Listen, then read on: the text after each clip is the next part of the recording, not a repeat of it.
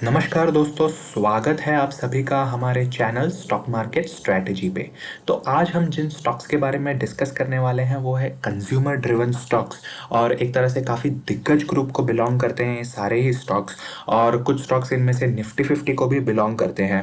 और एक तरह से जो रोज़मर्रा की ज़िंदगी में हम जो प्रोडक्ट्स यूज़ करते हैं, जैसे कि तेल हो गया, टैल्कम पाउडर है, सोप्स है, डिटर्जेंट्स है, ये सब चीज़ों का ये कंपनीज मैन्युफैक्चरिंग करती हैं। हमेशा की तरह हम एक तरह से कंपैरेटिव एनालिसिस करेंगे इन स्टॉक्स का। हम देखेंगे इन स्टॉक्स का आरओसी कैसा है, हम डिस्कस करेंगे फ्री कैश फ्लोज के बारे में, हम देखेंगे इन स्टॉक के पिछले 5 साल का एवरेज नेट प्रॉफिट मार्जिन्स कैसे रहे हैं, हम डेटर डेज के बारे में भी बात करेंगे, और अंत में हम ये भी देखेंगे कि इन कंपनीज का वैल्यूएशंस कैसा है, और पिछले 3 साल के एवरेज रिटर्न्स कैसा बना के दिया है इन इन कंपनीज ने अपने निवेशकों को, उसके बारे में भी हम डिस्कस करेंगे। तो वीडियो को अंत तक देखें और चैनल को सब्सक्राइब जरूर करें। तो किसी भी स्टॉक में निवेश करने से पहले ये जानना बहुत ज़रूरी है कि उसकी ओवरऑल बैलेंस शीट कैसी है। देखिए, किसी भी एक पैरामीटर के बेस पे हम ये डिसाइड नहीं कर सकते कि वो स्टॉक लॉन्ग टर्म के लिए अच्छा है या अच्छे रिटर्न्स दे पाएगा। कुछ 5-6 पैरामीटर्स देखने पड़ते हैं, उसके बेस पे हम डिसाइड करते हैं कि इसमें लॉन्ग टर्म किसी भी स्टॉक में लॉन्ग टर्म इन्वेस्टमेंट इनिशिएट किया जा सकता है। तो जिन कंज्यूमर स्टॉक्स के बारे में हम आज डिस्कस करने वाले हैं, उसमें से पहला जो है वो है बजाज कंज्यूमर, दूसरा है मैरिको, तीसरा है इमामी और चौथा है गोदरेज कंज्यूमर्स। तो इन इन स्टॉक्स के कुछ पैरामीटर्स हम डिस्कस करेंगे और उन पैरामीटर्स के बेस पे हम ये डिसाइड करेंगे कि इनमें से कौन सा बेस्ट स्टॉक है जिसमें हम लॉन्ग टर्म इन्वेस्टमेंट इनिशिएट कर सकते हैं। तो जो सबसे पहला पैरामीटर जो हम डिस्कस करेंगे वो है आरओसी। आरओसी होता है रिटर्न ऑन कैपिटल एम्प्लॉयड, यानी जो भी कंपनी अपना इन्वेस्टमेंट कर रही है उस पे उसको कितना रिटर्न मिल रहा है, उसे आरओसी कहते हैं। तो बजाज कंज्यूमर का आरओसी हम देख सकते हैं करीब 54% है, मैरिको का 47%, इमामी का 22% और गोदरेज कंज्यूमर का 21%। तो मैं यहाँ कहूँगा कि चारों कंपनी का काफ़ी शानदार है आरओसी, और उसमें से भी बजाज कंज्यूमर एंड मैरिको का काफ़ी शानदार आरओसी यहाँ पे इन लोगों ने दिखाया है। अगर इन कंपनीज के डेटर डेज के बारे में बात करें, डेटर डेज एक तरह से होता है कि कोई भी कंपनी अपने क्लाइंट के लिए कुछ काम करती है तो उसके बिहाफ पे वो एक अपना इन्वॉइस देती है। तो इन कंपनीज के केस में सपोज उनके प्रोडक्ट्स सप्लाई किए अपने क्लाइंट्स को, तो एक इन्वॉइस भी देगी अपने क्लाइंट को ये कंपनियां, और उस इन्वॉइस के बेस पे उनको कितने दिनों में अपना पैसा वापस मिल रहा है, उसे डेटर डेज कहते हैं। तो बजाज कंज्यूमर का आप देख सकते हैं 11 है, मैरिको का 27, इमामी का 42 और गोदरेज कंज्यूमर का 43। तो आप देख सकते हैं बजाज कंज्यूमर का डेटर डेज काफ़ी शानदार है, जितना कम डेटर डेज उतना अच्छा। और इनफैक्ट सारी कंपनियों का कंट्रोल्ड है, मैं कहूँगा कंफर्टेबल है डेटर डेज सारी कंपनीज का। अगर इन कंपनीज के फ्री कैश फ्लोज के बारे में बात करें एज ऑन मार्च 2020, तो बजाज कंज्यूमर का आप देख सकते हैं 174 करोड़ है, मैरिको का आप देख सकते हैं करीब 1000 करोड़ के करीब फ्री कैश फ्लोज है इनका, इमामी का 450 करोड़ और गोदरेज कंज्यूमर का करीब 800 करोड़ के करीब फ्री कैश फ्लोज है।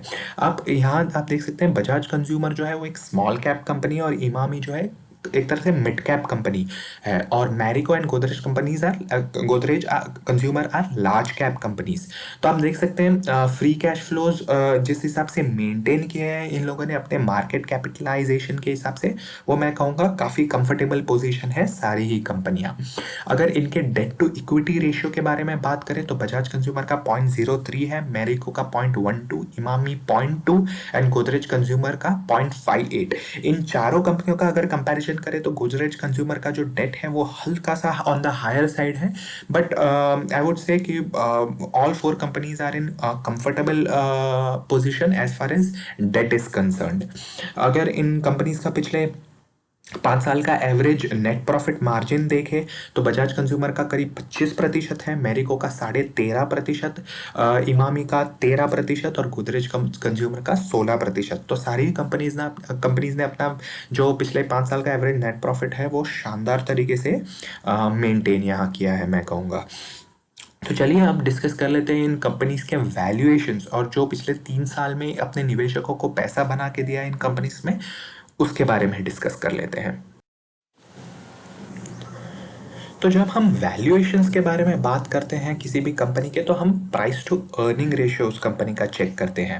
और उसके बेस पे हम ये डिसाइड करते हैं कि कंपनी ओवर वैल्यूड है या अंडर वैल्यूड है या फेयरली वैल्यूड है।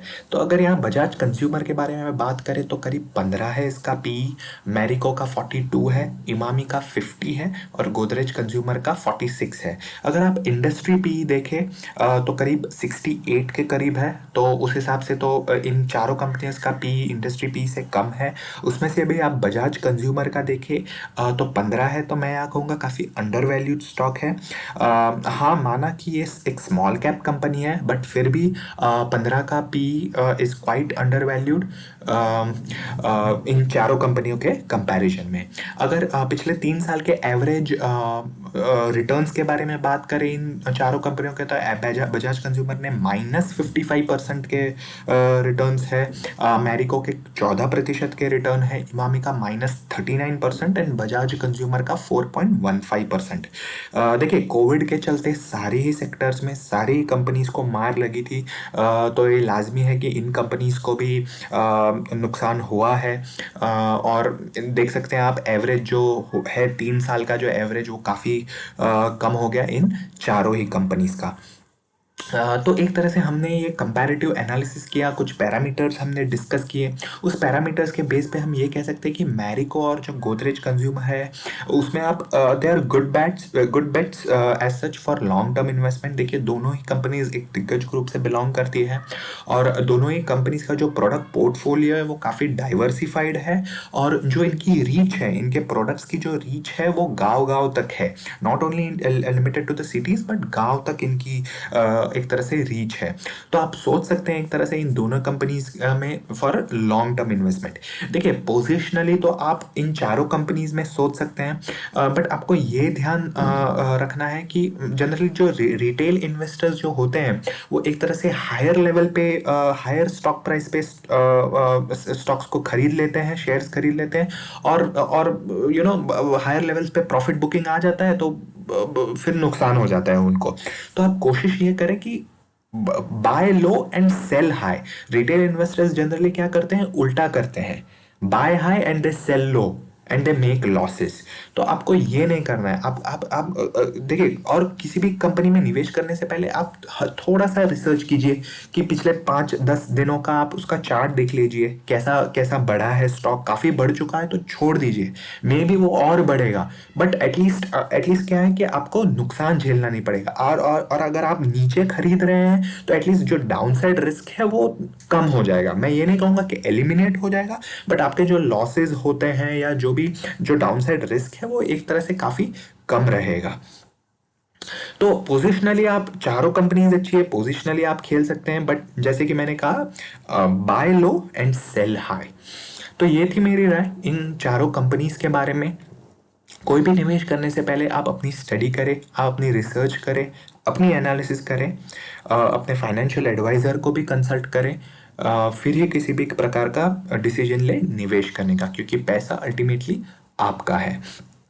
तो वीडियो अच्छा लगा हो तो वीडियो को लाइक ज़रूर करें and stay tuned for more such updates with stock market strategy.